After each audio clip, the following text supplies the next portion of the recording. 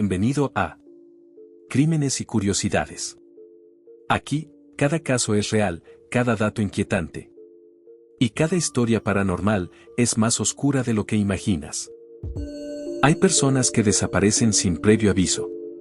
Y hay otras que parecen saber que algo terrible está a punto de ocurrir. El 28 de mayo de 1980, una mujer desapareció en circunstancias tan extrañas que, décadas después, su caso sigue siendo uno de los más inquietantes de Estados Unidos. Su nombre era Dorothy Jane Scott. Tenía 32 años y vivía en Anaheim, California.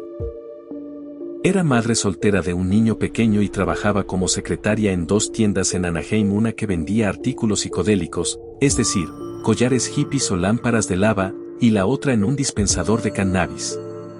Quienes la conocían la describían como una mujer tranquila, responsable y muy dedicada a su hijo. No era alguien que frecuentara bares, fiestas o ambientes peligrosos. Su vida giraba en torno a su trabajo, su familia y su rutina diaria.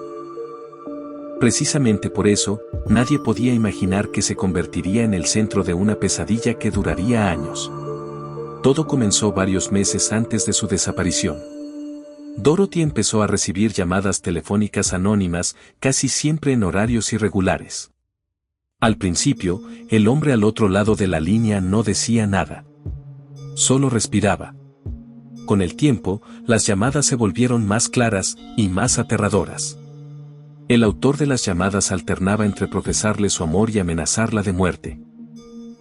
El hombre le decía que la estaba observando, que sabía dónde estaba, que conocía sus horarios, que sabía cuándo estaba sola. En una ocasión, le dijo algo que quedó grabado en su memoria. Algún día te voy a atrapar. Nunca pudo identificar quién era el acosador. Dorothy estaba aterrada. Empezó a cambiar su rutina, a mirar por encima del hombro, a cerrar con llave incluso durante el día. Debido a las llamadas, Scott comenzó a considerar la compra de una pistola. Aproximadamente una semana antes de su desaparición, comenzó a tomar clases de karate. A pesar del miedo, Dorothy continuó con su vida. Nunca denunció formalmente las llamadas, quizá porque en esa época el acoso telefónico no siempre se tomaba en serio. Sin embargo, su familia notó el cambio. Parecía nerviosa. Se sobresaltaba fácilmente. Tenía la sensación constante de que alguien la seguía. En más de una ocasión, comentó que sentía que algo malo iba a pasarle. El 28 de mayo de 1980 Dorothy estaba en una reunión de empleados en el trabajo, y vio que su compañero de trabajo Conrad Bostrom no se encontraba bien. Aparte de que notó que tenía una marca roja en el brazo, ella y otra de sus compañeras, Pam Hag, lo llevaron al hospital. El personal médico determinó que Bostrom había sufrido la picadura de una araña. Bostrom fue dado de alta alrededor de las 11 de la noche. Dorothy se ofreció a llevar el coche a la salida, porque no quería que Bostrom caminara mucho en su estado, ya que todavía no se encontraba bien. Head dijo que Dorothy fue al baño brevemente antes de dirigirse al estacionamiento, por lo que Head y Bostrom recogieron la receta y esperaron a Dorothy en la salida. Aquí es donde todo se vuelve extraño.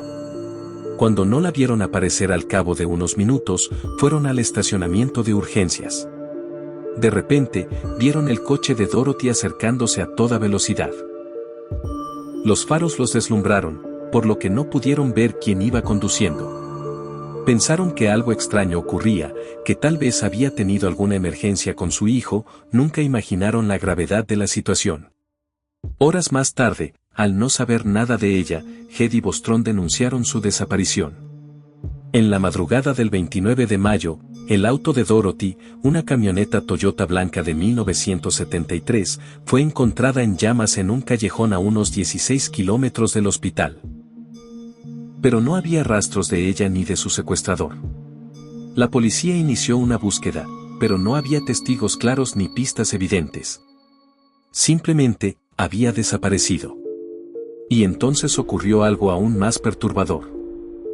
Una semana después de la desaparición de Dorothy, sus padres recibieron una llamada de un hombre no identificado que dijo, "La tengo", y colgó. El mismo hombre comenzó a llamar casi todos los miércoles por la tarde y decía que tenía a Dorothy o que la había matado. Las llamadas eran breves y las hacía normalmente cuando ver a la madre de Dorothy estaba sola en casa. Una noche del mes de abril de 1984, este hombre llamó, pero esta vez contestó Jacob, el padre de Dorothy. Esa noche las llamadas cesaron.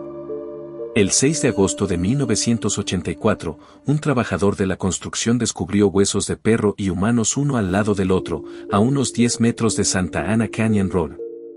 Los huesos estaban parcialmente carbonizados y las autoridades creyeron que llevaban allí 2 años, ya que en 1982 un incendio forestal había arrasado la zona. También se encontraron un anillo de turquesa y un reloj. La madre de Dorothy dijo que el reloj se había detenido a las 12:30 horas del 29 de mayo, aproximadamente una hora después de que Head y Bostrom vieran por última vez el vehículo de Dorothy. El 14 de agosto, los huesos fueron identificados como los de ella gracias a los registros dentales. La autopsia no pudo determinar la causa de la muerte y el 22 de agosto se celebró un funeral. Tras el hallazgo de los restos de Dorothy en agosto de 1984, la familia volvió a recibir llamadas, por lo que la policía instaló una grabadora de voz en la casa de los Scott. Sin embargo, no pudieron rastrear las llamadas porque el hombre nunca permanecía en línea el tiempo suficiente. Durante años, la familia vivió con el terror constante de esas llamadas. Nunca pudieron identificar la voz. Nunca pudieron atraparlo.